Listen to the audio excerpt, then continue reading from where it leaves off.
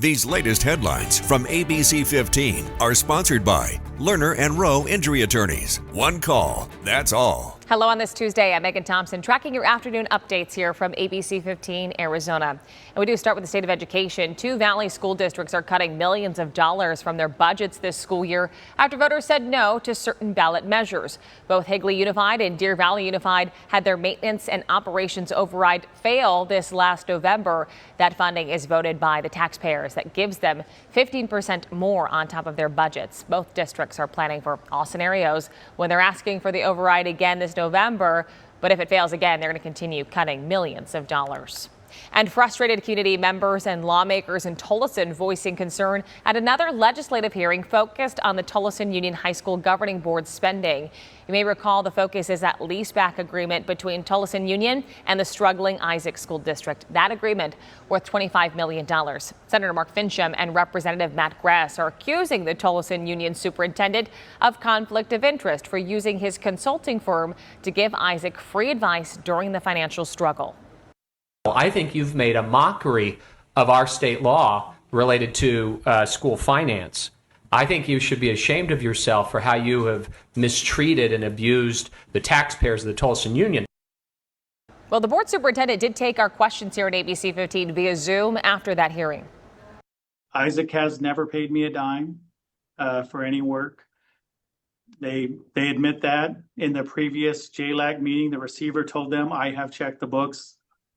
Jeremy has never received a dime. In the hearing, the district refuted the claims of academic struggles, showing academic growth between 2017 and 2024. The district also reporting the land lease deal was vetted by multiple lawyers, including the Arizona Attorney General. Well, making child care assistance accessible for everyone. Governor Katie Hobbs announcing nearly 1,000 children have been removed from wait lists and are now eligible for child care assistance. It is thanks to nearly $126 million in new funding allocations that are part of the Arizona Promise budget. Now, back in April, ABC 15, as you see here, spoke with the governor about her proposed child care plan right here on ABC 15 Mornings, and she answered many of your questions.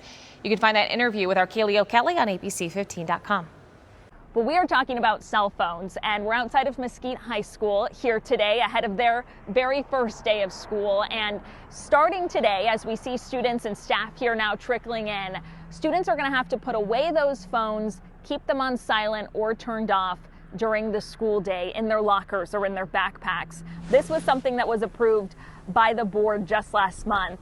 Now, there are some exceptions for emergencies, for example, but district officials say that the goal is to really limit distractions and also help your child focus better and learn better.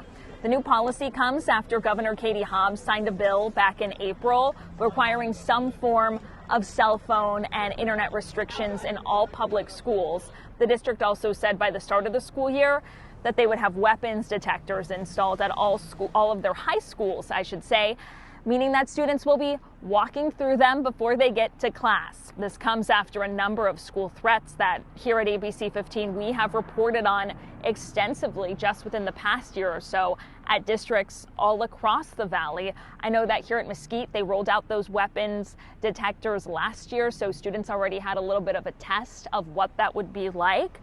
And we know that other districts have started to implement similar policies. So we're telling you about this today because it's something that parents and children alike will have to get used to this year. For now, reporting in Gilbert, Jamie Warren, ABC 15 Arizona. And a reminder, we do love seeing your back to school photos. Please share them with us by emailing them to share@abc15.com. You can also go to abc15.com/share and you might just see them featured in our newscasts.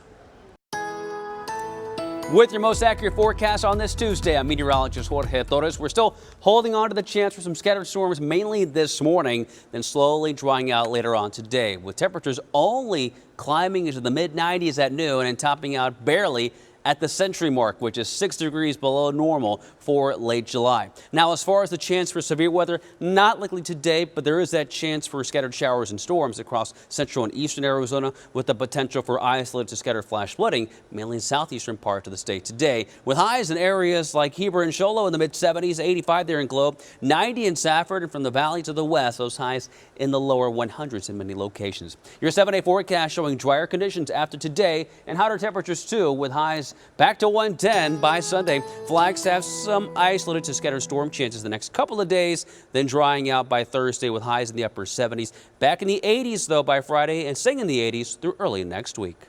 You can expect another update from us tonight. Until then, get the latest news, weather, and traffic at ABC15.com, or you can go ahead and download that free ABC 15 mobile app.